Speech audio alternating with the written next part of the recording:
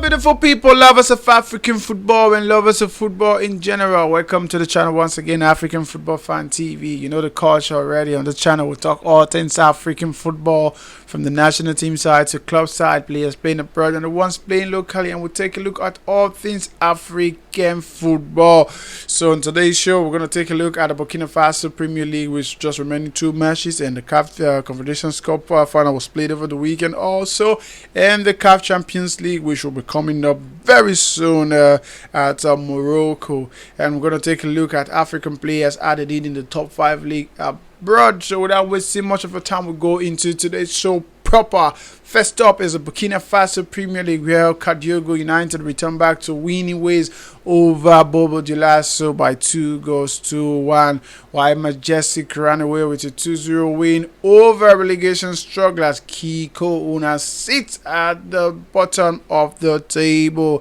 Eto Falanti played at a goalless draw, and ASF Denise played at a goalless draw also, while ASF Yenaga, who are top of the table just a few weeks ago, we are defeated by ASF Jaloso. So as it stands right now, Kadiogo now sits on the top of the league table. Majestic now sits second. Eto Falanti third, while ASF Denise on the fourth spot. ASF Yenaga sits fifth on the log table. So as it stands right now, I can tell you with just 2 matches remain, I don't think ASF Yenaga are going to win this season in the Premier League. And we move on to other news right now, and we go right straight to Burundi, where the Coupe du President was played. The semi-final was concluded over the weekend in Burundi, and the first match we'll be talking about is the match between Bumamura and Bujumbura. Bumamura won the tie by a 4-goal aggregate. The first leg ended in a 1-0 win for Bumamura, and won the second leg by 3-0. So as it stands, they've qualified for the final, and the second match is between Flambeau de Central versus ElNany. That match, the first leg ended in a 2-1 win for Flambeau de Central, and the second leg ended in a 2-2 draw, and the aggregate 4-3 in favor of Flambeau de Central. So as it stands right now, Flambeau de Central will be taking on Bumamura at this year's Coupe du President final on the 11th of June 2022 at the Sibutuke Stadium in Burundi. And we'll go into all the news right now, where over the weekend, on Sunday precisely, Egyptian international Mohamed ElNany extended his contract with his club Arsenal Football Club of England. ElNany, whose contract was due to expire this June, has extended his contract for 1 more season with an option of additional 1 year. So we say congratulations to Mohamed ElNany, who has extended his contract with his club Arsenal. And on to all the news right now.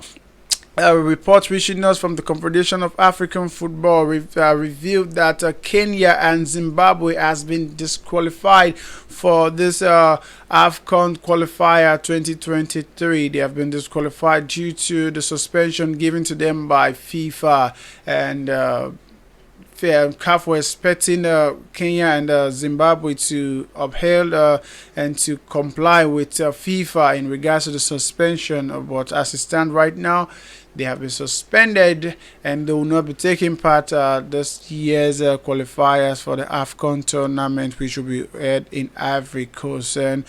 And statement from the CAF website states that the group C and Group K will remain as it stands. Only 3 teams in that group, and the first and the runner-up will qualify for the AFCON tournament in Ivory Coast 2023.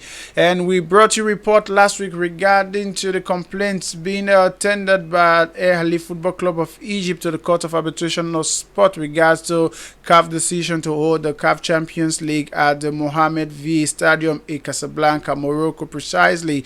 And this week, ElNany of Egypt also has written to Confederation of African Football Body for a cease urgent request. Wow, what a request from ElNany of Egypt. I'm going to give you a breakdown of the request from ElNany Football Club of Egypt. So there you have it, people. That's the request from ElNany Football Club of Egypt to CAF. But I can tell you from the past experience, there's no way 50% of the stadium allocation is going to go to ElNany Football Club, because you have to put into consideration that CAF have a executive seat bus which they are going to sell to executive fans who will be coming from far and wide, and FIFA dignitaries will also be in attendance for that match. So there's definitely no way CAF is going to give ElNany or what that 50% of the allocation of the stadium. So we are just urging ElNany Football Club of Egypt to put your house in order and prepare for the final, which will take place on the 30th of this month at the Stadium Mohammed V in Casablanca, Morocco. And that brought us to the news which was released over the weekend, and we state that Victor Gomez, the South African international referee, will be the officiating referee for this year's CAF Champions League final. And Mr. Gomez, if you remember vividly, was a man who officiated the AFCON final between Senegal and Egypt. So Mr. Gomez will be the one to officiate this year's CAF Champions League final, and also will be assisted by a lot of referees from Lesotho, South Africa, and also Angola. So from the first assistant referee is Achille Sohela from South Africa, will be assisting him, and we'll have Soro Fosini from Lesotho, also assistant official, and we have Erdo Martinez from Angola will be the fourth official, and we have Baleka Tessima from Ethiopia on the VAR officiating team, and Mohamed Abdullah Imran from Sudan will be the senior video assistant referee, while we have Etim Karit from Tunisia, also the second video assistant referee. And to remind you again, the final of the CAF Champions League will be played on the 30th of this month 2022, precisely at the Stadium V Mohammed in Casablanca, Morocco. And we move on to bigger news right now, where over the weekend the CAF Confederations Cup final was played between Orlando Pirates and Burkina at the Oyo Stadium in Nigeria. The final was played and ended at a goalless draw in 19 minutes before going on extra time, and after 7 minutes into extra time, Yusuf El Fahali, the Moroccan international who plays for Burkina, scored the goal which they thought was going to be the winner of the match before Tembokosi. Excuse me if I'm not pronouncing the name very well. Tembokosi Lioch, the South African international, equalized with just 3 minutes to the ending of the match, and the match went into penalty. But fortunately for Tembokosi, his penalty proved so decisively as he missed the penalty, and that was the end of the match for them, as Burkina ran away with a 5-4 winning on penalty to be crowned the champion of the Confederation of African Football 2022. Say congratulations to Burkina of Morocco as the champion of the Confederation of African Football season 2022. And we move on to the global stage right now. From the Spanish La Liga, no African player were on the score sheet, and the German Bundesliga of ended also. And from the Italian Serie A, we saw the match between Lazio and Verona, which ended in a 3-3 draw. Giovanni Cobra, the Cape Verde international, was on the score sheet for Lazio, and Martin Ugla, the Cameroonian international, were equalizing the 73rd minute to give them the priceless 1 point in that match. The other match between Florentino and Juventus ended in a 2-0 win for Fiorentina as they qualified for this next season UEFA Champions League. One of the goals of the match was scored by Ghanaian international Alfred Donka. Donka was on the score sheet as Fiorentina defeated Juventus by 2-0. The other match was between Guinea and versus Bologna. That match ended in a 1-0 win for Bologna away to Guinea, and Musaboro, the Gambian international, was on the score sheet for Bologna as they won that match by 1-0. And the next match we'll be talking is the match between Sassuolo versus reigning champion and current champion AC Milan. AC Milan won that match by 3-0 to be crowned champion of the season. Italian Serie A. Franceschi, the African's international, was on the score sheet in that match as they were crowned champion. We say congratulations to Franceschi and AC Milan after 11 years and winning the Scudetto.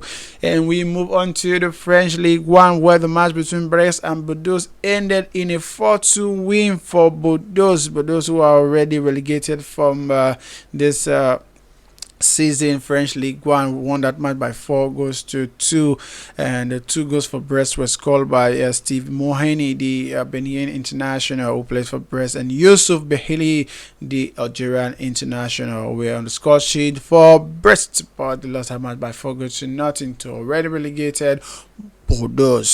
Clermont versus Lyon ended in a 2-1 win for Lyon, but Lyon winning that match by 2-1 against Clermont, and Mohamed Bayo of Guinea was on the score sheet for Clermont, but they lost that match by 2-1. The next match is between Reims and Nice. That match ended in a 3-2 win for Nice away from home. Kumaro Doumbia, the Malian international, was on the score sheet for Reims. They thought it was going to win that match before our own Nigeria international and the Delot step on the show to take over and score 3 important goals in that match, and that goal proved so dicey and so important for them as they qualified for the Europa Conference League 2022-2023 season.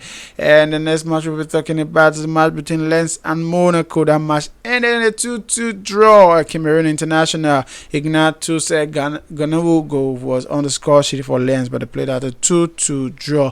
Lorient versus Troyes ended also in a 1-1 draw, where Yohani Tulga, the Tunisia international who played for Troyes, opened the score in that match, but the match ended in a 1-1 draw. Marseille versus Strasbourg ended in a 4-0 thrashing for Strasbourg. Wow.